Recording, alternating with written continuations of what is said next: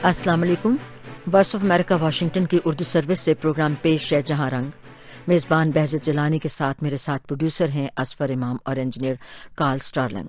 और जहां रंग में पाकिस्तान से डॉक्टर ज़मर रदावान हमारे साथ होंगी, तो उनसे हम बात करेंगे पहले अफ़गानिस्तान में क़याम अमन की जो कोशिशें हो रही हैं, लेकिन उसके साथ साथ वहाँ पर अभी तशद्दुद के वाक़यात भी जारी हैं। फिर हम अमरीका और ईरान के ताल्लुकात के पस मंज़र में ख़ित्ते में होने वाली पेशरफ्त का जायज़ा लेंगे। डॉक्टर रदावान, गुज़श्ता दिनों ख़बरों के मुताबिक अफ़गान सदर ने पाकिस्तान के दौरे पर आने की हामी भी भरी है।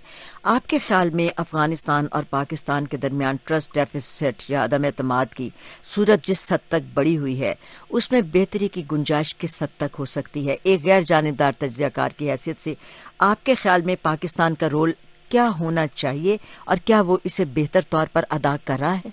देखिए, जो हमने देखा है कि शुरू में अमेरिका ने तालिबान से डायरेक्ट कम्युनिकेशन शुरू की और बात की, उस वक्त पाकिस्तान ने भी कोशिश की कि वो आगे ना, फ्रंट लाइन में ना आए।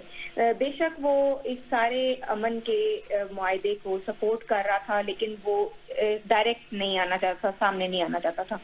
लेकिन फिर हमने देखा कि ये किसी भी तरफ जा नहीं रहे, अभी इनके रिजल्ट्स नहीं निकल रहे हैं। जिस तरह के खटक साहब ने कहा, एक मुस्बत पेशरफ्त तो जरूर हुई है, लेकिन वो रिजल्ट्स नहीं निकल रहे।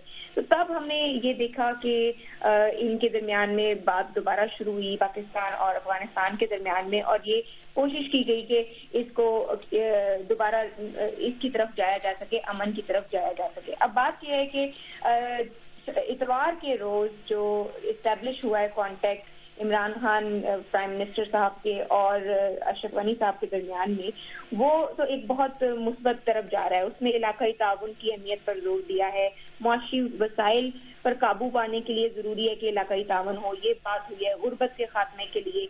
और ये दोनों ममालिक ये एक्नॉलेज कर रहे हैं कि गुज़श्ता सालों में इनको कितना दहशतगर्दी से नुकसान हुआ है। तो ये एक कंबाइन जो इनका नैरेटिव है वो तो हमें नजर आ रहा है। अब बात ये है कि अब देखना ये है कि यहाँ से आगे कहाँ जाता है।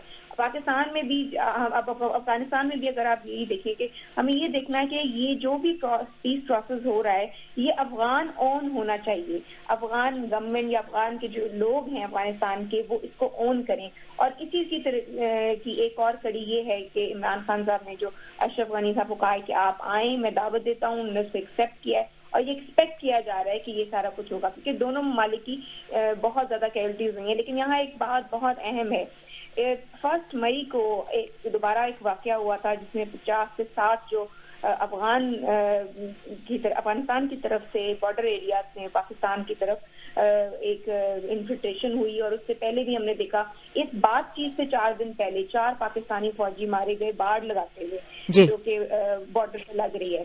तो इस सारी सिचुएशन के अंदर ये बहुत जरूरी है कि ये सब इसकी तरफ आगे जाया जाए। लेकिन यहाँ एक और अहम बात ये है कि अफगानिस्तान और पाकिस्तान के दरमियान जब तक इंटेलिजेंस शेयरिंग नहीं होगी दहशतगर्दी के मौजू पर और तमाम मौजूआत पर, तब तक ये बड़ा मुश्किल है। और पहले तो पाकिस्तान और अफगानिस्तान आपस में एक अंडरस्टैंडिंग डेवलप करें कि उन्होंने किस तरफ इस चीज को लेके जाना है, और आपस में जब अंडरस्टैंडिंग हो जाए तो पीस प्रोसेस को सपोर्ट भी इससे मिल सकती है। अच्छा, अब हम बात करते हैं अमेरिका की ईरान की पर पाबंदियों की, और फिर उसके बाद इस वक्त जो खित्ते में सूरत हाल चल रही है। अमेरिका ने ईरान की बरामदात पर मजीद पाबंदियां आयद की हैं, जिसमें धात के शोबाजात पर ताज़ीरात हैं। बुध के रोज व्हाइट हाउस से जारी होने वाले एक बयान में यह कहा गया है, ईरान के साथ 2015 के जौहरी मुआहदे से अलग होने के 1 साल बाद सदर डोनाल्ड ट्रंप ने एक इंतजामी हुक्मनामा जारी किया है। इससे पहले ईरान के सदर हसन रूहानी ने कहा था कि उनका मुल्क अफजूदा यूरेनियम और भारी पानी के जखीरे पर आयद पाबंदियों पर अमल दरामद को मनसूख कर देगा, जिन पर 2015 के बैनुल अक़वामी समझौते के तहत पाबंदी थी।